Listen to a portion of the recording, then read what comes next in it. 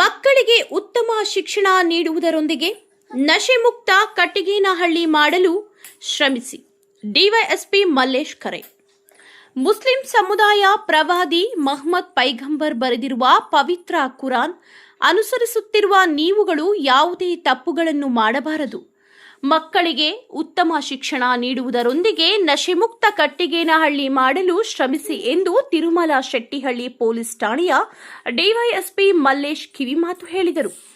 ಹೊಸಕೋಟೆ ತಾಲೂಕು ಜಡಿಗೇನಹಳ್ಳಿ ಹೋಬಳಿಯ ಕಟ್ಟಿಗೇನಹಳ್ಳಿಯಲ್ಲಿ ಪೊಲೀಸ್ ಇಲಾಖೆ ಹಾಗೂ ಜಾಮಿಯಾ ಮಸೀದಿ ಕಮಿಟಿ ಆಯೋಜಿಸಿದ್ದ ನಶೆಮುಕ್ತ ಕಟ್ಟಿಗೇನಹಳ್ಳಿ ಗ್ರಾಮ ಮತ್ತು ಮಾದಕ ವಸ್ತುಗಳ ಬಳಕೆಯಿಂದ ಆಗುವ ದುಷ್ಪರಿಣಾಮಗಳ ಬಗ್ಗೆ ಜಾಗೃತಿ ಮೂಡಿಸುವ ಕಾರ್ಯಕ್ರಮದಲ್ಲಿ ಅವರು ಭಾಗವಹಿಸಿ ಮಾತನಾಡಿ, ಮಾದಕ ವಸ್ತುಗಳ ಸೇವನೆಯು ಮನುಷ್ಯನ ದೇಹ, ಮನಸ್ಸು ಮತ್ತು ಸಮಾಜದ ಮೇಲೆ ಅತ್ಯಂತ ಗಂಭೀರವಾದ ಹಾಗೂ ಮಾರಕ ದುಷ್ಪರಿಣಾಮಗಳನ್ನು ಉಂಟುಮಾಡುತ್ತದೆ ಎಂದರು. ಬಹಳಷ್ಟು ಅಪರಾಧಗಳು ನಶೆ ಬರುವ ಮಾದಕ ವಸ್ತುಗಳ ಸೇವನೆಯಿಂದ ನಡೆಯುತ್ತದೆ. ಇದಕ್ಕೆ ಅವಕಾಶ ನೀಡಬಾರದೆಂದು ಅವರು ಕಟ್ಟಿಗೇನಹಳ್ಳಿ ಗ್ರಾಮಕ್ಕೆ ಇರುವ ಕಳಂಕ ದೂರ ಮಾಡಬೇಕು ಹಾಗೂ ಯುವಕರು ಮಾದಕ ವಸ್ತುಗಳಿಂದ ದೂರ ಇರಬೇಕೆಂದು ಅವರು ಗ್ರಾಮದ ಹಿರಿಯರು ಯುವಕರಿಗೆ ಮಾರ್ಗದರ್ಶನ ನೀಡಬೇಕೆಂದು ಸಲಹೆ ನೀಡಿದರು. ಸರ್ಕಲ್ ಇನ್ಸ್ಪೆಕ್ಟರ್ ಸುಂದರ್ ಮಾತನಾಡಿ, ಮಾದಕ ವಸ್ತುಗಳ ಬಳಕೆಯಿಂದ ವ್ಯಕ್ತಿಯ ಆರೋಗ್ಯವನ್ನು ಹಾಳು ಮಾಡುವುದಲ್ಲದೆ ಕುಟುಂಬಗಳನ್ನು ಬೀದಿಗೆ ತಳ್ಳುತ್ತದೆ ಮತ್ತು ಅಪರಾಧ ಚಟುವಟಿಕೆಗಳನ್ನು ಹೆಚ್ಚಿಸುತ್ತದೆ ಎಂದರು. ಮಾದಕ ವಸ್ತು ಮಾರಾಟ ಸೇವನೆ ಬಗ್ಗೆ ಯಾವುದೇ ಮಾಹಿತಿ ದೊರೆತರೆ ತಕ್ಷಣ ಪೊಲೀಸರಿಗೆ ಮಾಹಿತಿ ಒದಗಿದರೆ ಅಪರಾಧಿಗಳನ್ನು ಹಿಡಿಯಲು ಅನುಕೂಲ ಆಗುತ್ತದೆ ಎಂದು ತಿಳಿಸಿದರು. ಕಾರ್ಯಕ್ರಮದಲ್ಲಿ ಮಸೀದಿ ಕಮಿಟಿಯ ಸಾದರ್ ಆಯಸ್ ಉಲ್ಲಾ ಖಾನ್, ಸೈಯದ್ ಶಾಬೀರ್, ರಿಯಾಜ್ ಖಾನ್, ಅಯಾಜ್ ಖಾನ್, ಮದರಾಸಾ ಮುಖಂಡರಾದ ಏಜಾಜ್ ಶರೀಫ್ ಮುಂತಾದವರು ಇದ್ದರು.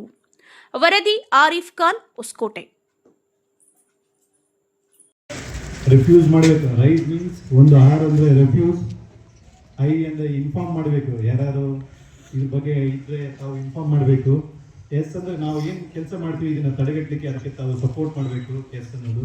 ಇನ್ನೊಂದು ಎಂಪವರ್, ಯಾರು ತಿಳುವಳಿಕೆ ಇದ್ದರೆ ಅವ್ರಿಗೆ ತಾವು ಎಜುಕೇಟ್ ಮಾಡಿ ಅವ್ರನ್ನ ಎಂಪವರ್ ಮಾಡಬೇಕು. ಆ ಪ್ರೋಗ್ರಾಮ್ ಮಾಡಿ ಎಲ್ಲ ರಾಜ್ಯಾದ್ಯಂತ ರೈಸ್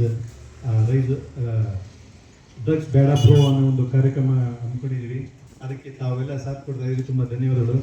ನಮ್ಮ ಗ್ರಾಮದಲ್ಲಿ ಸರ್, ಕಟ್ಟಿಗೇನಹಳ್ಳಿ ಗ್ರಾಮದಲ್ಲಿ ಊರು ಜನನೇ ಎಲ್ಲ ಡಿಸೈಡ್ ಮಾಡಿ ನಮಗೆಲ್ಲ ಅವಾಗವಾಗ ಹೇಳ್ತಾ ಇರ್ತಾರೆ, ನಮ್ಮ ಗ್ರಾಮದಲ್ಲಿ ಗಾಂಜಾ ಮಾತ್ರ ಇರಬೇಡ್ದು, ತಾವು ಎನಿ ಟೈಮ್ ಅದಕ್ಕೆ ಮಾತ್ರ ನಾವೆಲ್ಲರೂ ಸಪೋರ್ಟ್ ಮಾಡ್ತೀವಿ ಅಂತೇಳಿ ತುಂಬ ಎಲ್ಲ ಗ್ರಾಮದ ಮುಖಂಡರು ನಮ್ಗೆ ತಿಳಿಸ್ತಾ ಇದ್ದಾರೆ.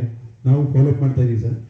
ಇಲ್ಲಿ ಕಟ್ಟಿಗೇನಹಳ್ಳಿಗೆ ಮೇಯ್ನ್ ಏನಂದರೆ, ನಮ್ಮ ಕಡೆ ಈ ಕಡೆ ಎಲ್ಲ ಗಾಂಜಾ ಬರ್ತಾ ಇರೋದು ಓನ್ಲಿ 2 ಕಡೆಯಿಂದ ಹೆಚ್ಚಾಗಿ. ಒಂದು ಆಂಧ್ರ ಪ್ರದೇಶ ಆದಿಲಾಬಾದಿಂದ ಮತ್ತು ಒರಿಸ್ಸಾದಿಂದ.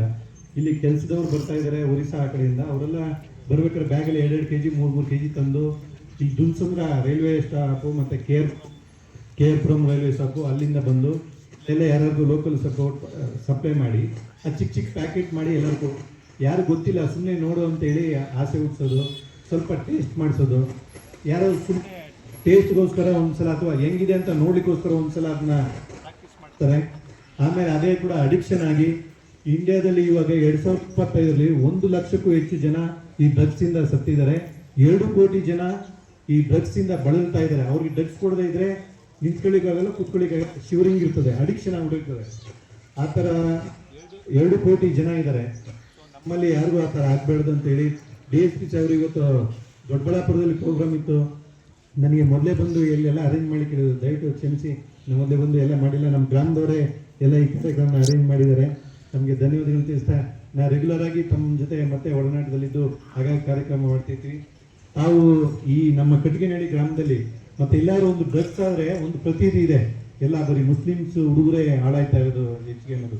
ಆ ಒಂದು ಇದು ನಮ್ಮ ಕಟ್ಟಿಗೇನಹಳ್ಳಿಯಿಂದಲೇ ಶುರುವಾಗಿ ಎಲ್ಲ ಕಡೆ ನಮ್ಮದು ಈ ಗಾಂಜಾ ಅಂತೂ ನಮ್ಮ ಹುಡುಗರು ಇಲ್ಲ ಅನ್ನೋ ಥರ ಆಗಬೇಕು. ಅದಕ್ಕೆ ಸಪೋರ್ಟ್ ಮಾಡ್ತಾ ಇದ್ದಾರೆ. ನಾವುಗಳು ಕೂಡ ಏನೇನು ಕಾರ್ಯಕ್ರಮ ಮಾಡ್ತೀವಿ ಅಥವಾ ಏನಾದ್ರು ಕ್ರಮ ತಗೊಂಡು ತಾವುಗಳು ಸಪೋರ್ಟ್ ಮಾಡ್ಬೇಕಂತ ಹೇಳ್ತಾ ನನ್ನ 2 ಮಾತು ಮುಗಿಸ್ತೀನಿ. ತಲುಪಿಸಿದೀವಿ ನಮ್ಮ ಮೆಟ್ರಿಗಳನ್ನ. ತುಂಬ ಖುಷಿ ಆಯ್ತು ಅವ್ರಿಗೆಲ್ಲರಿಗೂ. ನಮ್ಮ ಕಟ್ಟಿಗೇನಹಳ್ಳಿ ಹೋಗಿ ನೀವು ಕೇಳಿ ನೋಡಿಬೇಕಾರೆ ಯಾರಾದ್ರು ನಮ್ಮ SP ಸಾಹೇಬ್ರಿಗೆ ಹೇಳಿದ್ದೀವಿ, ID ಸಾಹೇಬ್ರಿಗೆ ಹೇಳಿದ್ದೀನಿ, ADG ಅವ್ರಿಗೆ ಹೇಳಿದ್ವಿ, DD ಸಾಹೇಬ್ರಿಗೆ ಹೇಳಿದ್ವಿ, ಮನೆ MLA ಸಾಹೇಬ್ರಿಗೆ ಹೇಳಿದೆ. ಅವರು ಇದು ಮಾಡೋದು ಖುಷಿಪಟ್ಟರು. ಅವರಂತೂ ಹೇಳ್ತಾರೆ, ನೋಡಿ ಸರ್, ನಮ್ಮ ಸಮುದಾಯ ಏನಿದ್ರೆ ದಯವಿಟ್ಟು ಏನೇನೋ ತೊಂದರೆಗಳಿದ್ರೆ ದಯವಿಟ್ಟು ಸಹಕಾರ ಕೊಡಿ, ಸಹಾಯ ಮಾಡಿ, ಒಳ್ಳೇದೇನು ಮಾಡಿ ಸ್ವಲ್ಪ ಅವ್ರಿಗೆಲ್ಲ ತಿಳುವಳಿಕೆ ಕೊಡಿ ಅಂತ ನನಗೂ ಬಹಳ ಸರಿ ನಾವೆಲ್ಲ ಕೂತ್ಕೊಂಡು ಹೇಳ್ತಾ ಇರ್ತಾರೆ. ಸೊ ಇದಿದೆ, ದಯವಿಟ್ಟು ನನ್ನ ಎಲ್ಲ ಕಟ್ಕಲ್ ಗ್ರಾಮಸ್ಥರೇ, ದಯವಿಟ್ಟು ನಾವು ಬಂದಿದ್ದೀವಿ, ನಿಮ್ಮ ಯುವಕರುಗಳನ್ನ ಕಂಟ್ರೋಲ್ ಮಾಡ್ಕೊಳ್ಳಿ. ಸಾಕಷ್ಟು ಕಂಪ್ಲೇಂಟ್ ಅಂತೂ ಇದೆ, ಬಟ್ ಮಾಡ್ತಾ ಇರೋರು 2%, 98% ಮಾಡ್ತಾ ಇಲ್ಲ.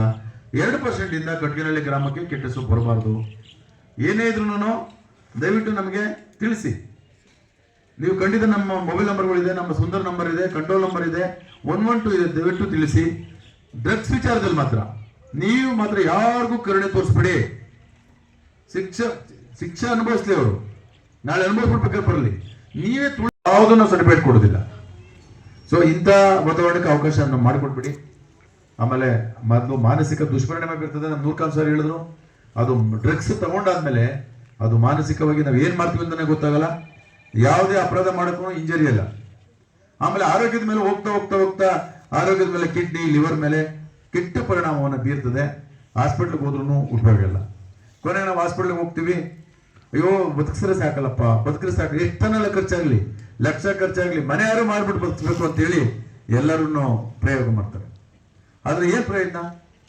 ಮತ್ತೆ ಮಕ್ಕಳುಗಳು ನೋಡಿ, ನಮ್ಮ ಕಡೆಗಳಲ್ಲಿ ವಿದ್ಯಾವಂತ ಸಮುದಾಯ ಆಗ್ಬೋದು, ಸಣ್ಣ ಮಕ್ಕಳುಗಳಾಗ್ಬೋದು, ನೋಡಿ ನೀವೆಲ್ಲ ಚೆನ್ನಾಗಿ ಓದಿ.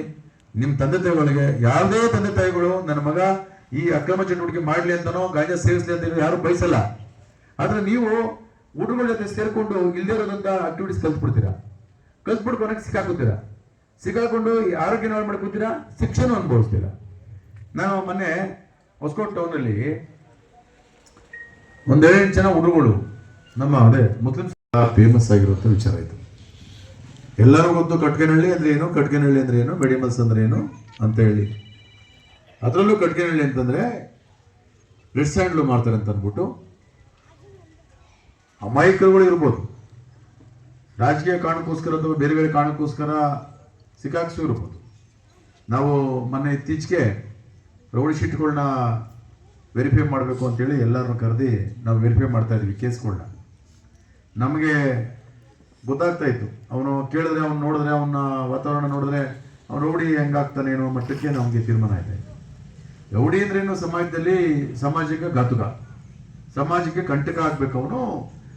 ಅವನಿಂದ ಇಡೀ ವ್ಯವಸ್ಥೆ ಹಾಳಾಗಿ ಹೋಗ್ತಾ ಇದೆ ಅನ್ನೋತಕ್ಕಂಥದ್ದು ರೌಡಿ ಅಂತ ಅಂತಕ್ಕಂಥದ್ದು. ಅಥವಾ ಅವನಿಂದ ಬೆದರಿಕೆ ಆಗಿರ್ಬೇಕು, ಇಲ್ಲ ಒಬ್ಬರಿಗೆ ಹೊಡಿಬೋದು, ಅಥವಾ ಬೆದರಿಕೆ ಹಾಕ್ಬೋದು, ಫೋರ್ಜರಿ ಮಾಡಿ ಇದನ್ನು ಮಾಡ್ಬೋದು, ಬೇರೆ ಬೇರೆ ಅಕ್ರಮ ಚಟುವಟಿಕೆಗಳನ್ನ ಮಾಡ್ತಕ್ಕಂಥವ್ರನ್ನ ನಾವು ರೌಡಿಗಳ ಲೀಸ್ಟಲ್ಲಿ ಸೇರ್ತಕ್ಕೆ ನಮ್ಮ ಕಾನೂನಲ್ಲಿ ಅವಕಾಶ ಇದೆ. ಆದರೆ ಪಾಪ ಬೇರೆ ಬೇರೆ ಕಾರಣಕ್ಕೋಸ್ಕರನೂ ಸೇರಿಸಿರ್ತಕ್ಕಂಥದ್ದು ನಮಗೆ ಮೇಲ್ನೋಟಕ್ಕೆ ಕಂಡು ಬಂತು. ನಾವು ಅವನ್ನ ತೆರವುಗೊಳಿಸ್ಬೇಕು, ಅದನ್ನು ಕ್ಲೋಸ್ ಮಾಡಿಸ್ಬೇಕು, ಮುಕ್ತಾಯ ಮಾಡಿಸ್ಬೇಕು ಅಂತೇಳಿ ನಾವು ಆಲ್ರೆಡಿ ನಮ್ಮ ಇಲಾಖೆಯ ಮುಖ್ಯಾಧಿಕಾರಿಗಳ ಜೊತೆ ಚರ್ಚೆ ಮಾಡಿ ನಮ್ಮ ತೀರ್ಮಾನವನ್ನು ಮಾಡಿದ್ವಿ ನಾವು. ಇದು ಒಂದೇ ವಿಚಾರ.